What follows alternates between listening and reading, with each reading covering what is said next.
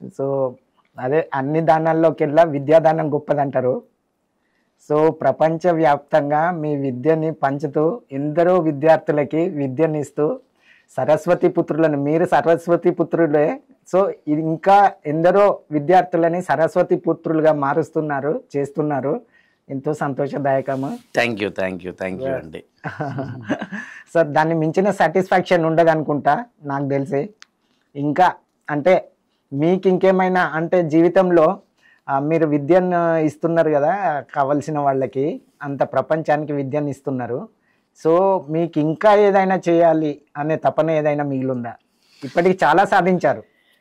యాక్చువల్గానండి నాకు ఇంకా చాలా చెయ్యాలి అనేవి చాలా ఉన్నాయి సార్.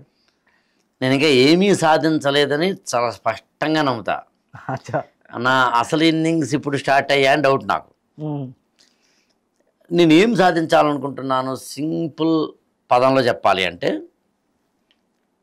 నేను మరణించే టైంకి, అంటే మరణించిన తర్వాత just 100 Manda 1000 Manda 1,00,000 Manda they should feel that బా నా జీవితాన్ని ఆయన మాటతోటి నిలబెట్టాడురా, నా జీవితాన్ని ఆయన మాటతోటి మలిచాడురా, ఆయన పోయాడట్రా అని TV9లోనో ఎక్కడో స్క్రోలింగ్ అవుతుంటే నన్ను ఒక్కసారి కూడా కలవకపోయిన మాట విని ఎక్కడో ఒక చోట కోనే పర్ ఆ రోజు ఒక కన్నీరు, అది కూడా చాలా గుండె లోతుల్లోంచి వచ్చిన బాధ వల్ల వచ్చిన కన్నీరు కనుక కారిస్తే నా జన్మ ధన్యమైంది అని నేను నమ్ముతాను.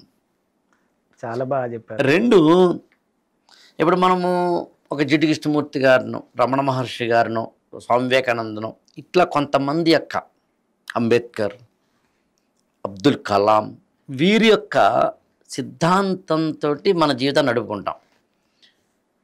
అట్లా నా కోరిక ఏంటంటే నాదైన ఒక సిద్ధాంతం ఇక్కడ మీకు ఆడ్గా అనిపించిన, దాన్ని చెప్పిన రమణ మహర్షి గారు లాంటి వాళ్ళతోటి ఆడ్గా అనిపించిన ఒక పేరు చెప్తాను, ఆర్జీవి.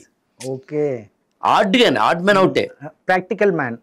అలా నా సిద్ధాంతం ఈ ప్రపంచంలో ఒక మాన్యుమెంటల్ బుక్గా, ఓకే, అంటే పెళ్ళి, విడాకులు, చదువు, కెరీర్, మతం, దైవం, మూఢ విశ్వాసాలు, ఆరోగ్యం, డబ్బు సంపాదన, పేరు సంపాదన, కుటుంబాన్ని ఎలా చూసుకోవాలి, ఎవరితో ఎలా మెలగాలి, ప్రాక్టికాలిటీ ఎలా ఉండాలి, మీరు ఏమైనా కానీ లైఫ్లో ఉదయం నుంచి రాత్రి వరకు మన జీవితంలో ఉండే ఎన్నైతే అంశాలు ఉంటాయో వాటన్నింటికీ ఒక సొల్యూషన్ ఇదిగో అంటూ, ఇందాక నేను చెప్పినట్టుగా రమణ మహర్షి గారు చెప్పినట్టుగా నాదంటూ ఒక సిద్ధాంతం ఉండి, ఆ సిద్ధాంతం 100 మంది కనుక దిశానిర్దేశం చేసే కరదీపికలై దిక్సూచులైతే అయిపోయింది నా జీవితం. చాలు.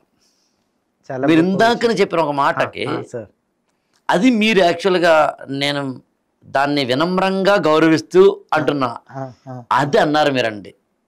చాలా సాధించారు అనేది, ఇంకా అంటే ఇది కొంతవరకు నేను సాధించాననే సంతృప్తి నాకు. ఒక లైట్ హౌస్ని అదే ఇవ్వగలిగాను, ఇవ్వగలుగుతున్నాను. సాధించారు. అదే అందుకే ఇంకేమైనా తపన ఉందా, ఇంకా సాధించాల్సింది ఏమైనా ఉందా అని అడిగాను. చాలా ఉంది, చాలా ఉంది. సో మీరు అంటే మీ సొంత సిద్ధాంతం అన్నారు, అది నాకు చాలా బాగా నచ్చింది. ఎందుకంటే మనం ఒకరిని ఆదర్శంగా తీసుకోకుండా మనమే ఇతరులకు ఆదర్శంగా ఉంటే బాగుంటది. అంటే మన జీవిత లక్ష్యాన్ని మనం ఇతరులకి ఆదర్శంగా ఉండేలా డిజైన్ చేసుకోవాలి. ఎగ్జాక్ట్లీ. సో దట్ ఏంటంటే మనం ఇంకొకరిని ఫాలో అవ్వాల్సిన పని ఉండదు. అవును. సో మీరు ఇప్పుడు చెప్పిన దాంట్లో నాకు అదే అనిపించింది.